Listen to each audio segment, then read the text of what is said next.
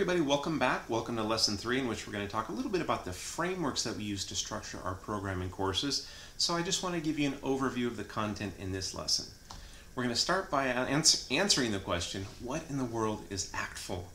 We're going to talk about the 3 modes of communication, language proficiency, the proficiency guidelines from Actful, what is performance, contrast that a little bit with proficiency, and finally we'll take a look at the can-do statements that we use a lot in our program. So let's go ahead and get started on Lesson 3. Alright, so we're going to start off talking about Actful. What is Actful? You're going to hear a lot about it in these videos.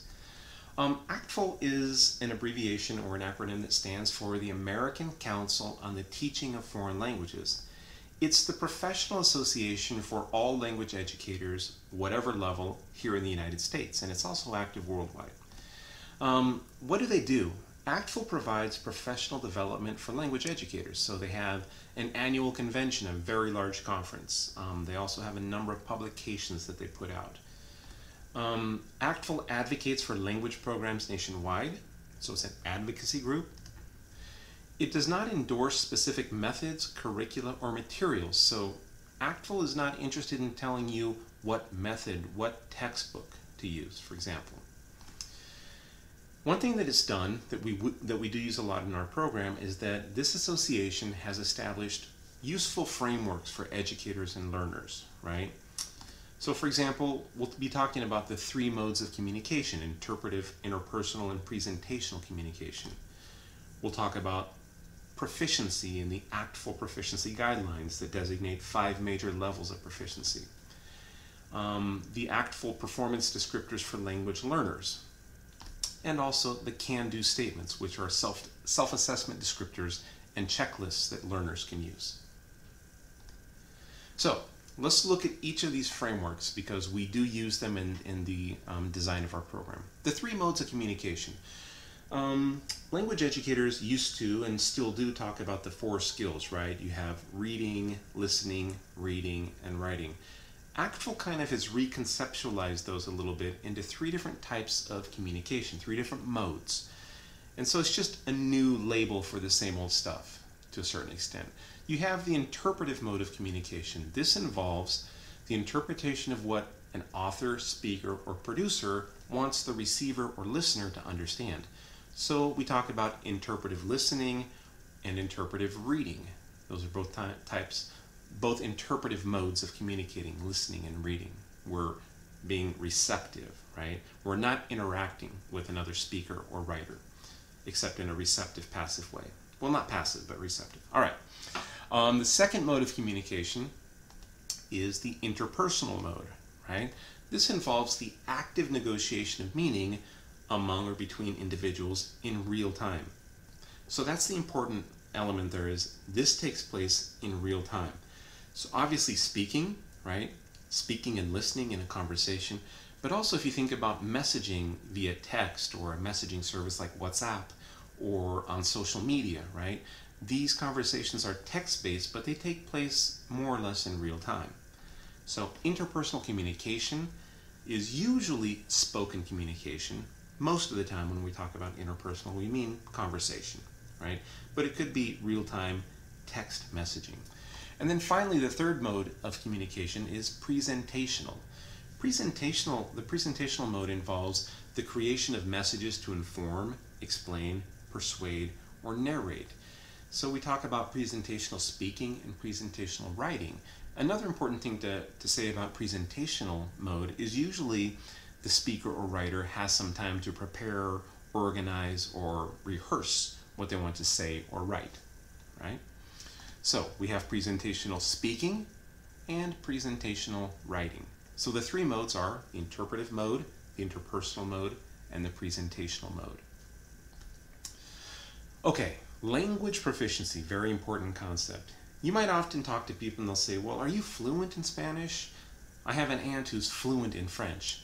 And then you ask them, well, what do you mean by fluent? And they have no idea how to explain what they mean. Language educators prefer the term proficient or proficiency. Okay, so what is language proficiency according to Actful?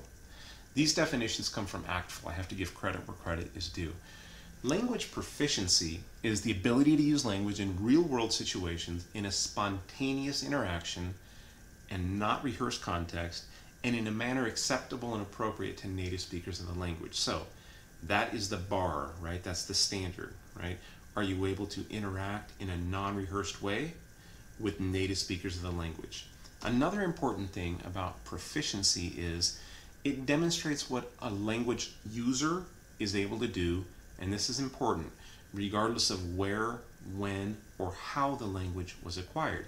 So when we talk about proficiency, we're not concerned with how many years of language did you have, or how did you learn that Spanish? Were you a missionary in a foreign country? It's just how proficient are you, right? And it's not necessarily a function of where, when, or how the language was acquired. So that's proficiency. Now, Actful has developed a system of guidelines, right, to differentiate between 5 levels of language proficiency. Distinguished is the top level, right? That's a very sophisticated, usually but not always native speaker, right? Most of the time we're talking about the other 4 levels, which starting at the bottom are novice, then intermediate, then advanced, then superior. And this is represented graphically by an inverted pyramid. You can also see that the levels are subdivided into intermediate levels, right? Novice low, novice mid, intermediate low, intermediate mid, intermediate high, etc. Okay? And so when somebody is rating a sample, a speech or a writing sample, they're looking at what the speaker or writer is able to do in the language, right, relative to certain specific descriptors for the levels. This is something you can Google. This is something that there's a lot of material out there about the proficiency guidelines, including the publication, the Actful Proficiency Guidelines by Actful. So you can pause on this slide and maybe read a little bit more, or Google and read to your heart's content. It's important to know the characteristics and the descriptors for each of these 4 levels in particular. But we're going to move on. So what about performance in language instruction and assessment? How is it different than proficiency? Well, performance refers to the ability to use language that has been learned and practiced in an instructional setting, right? Remember, proficiency was regardless of when or how it was acquired, and the ability to use spontaneous, right, in real-world settings. So performance has to do with practiced, learned, rehearsed, or semi-rehearsed language use in a classroom or instructional setting. So performance also has to do with being coached by an instructor, whether in a classroom or online, or guided by instructional materials. It refers to the language ability that has been practiced and is within familiar contexts and content areas. So it might be helpful for you to click back a few slides or rewind the video and sort of contrast performance with proficiency. It's important that you understand the difference. Now, another framework that Actful has provided in partnership with the National Council of State Supervisors of Foreign Language, NCSFL, okay, are these can-do statements. And these are descriptors that language users or language learners can use to assess their own level or range of performance or proficiency. So I'm just going to give a couple examples. If you look in the upper left corner at novice low, you can see for interpersonal communication, a learner could say, it says I can communicate on some very familiar topics using single words and phrases that I've practiced and memorized. Okay, I can check off that box, and they keep going down until they say, no, I can't do that. So these can-do statements are very useful for allowing learners to self-assess. All right, that's it for Lesson 3 on the frameworks that we use. We've talked a lot about Actful and some of the helpful frameworks that we borrow from them, I guess you could say, to design and structure our courses and our program.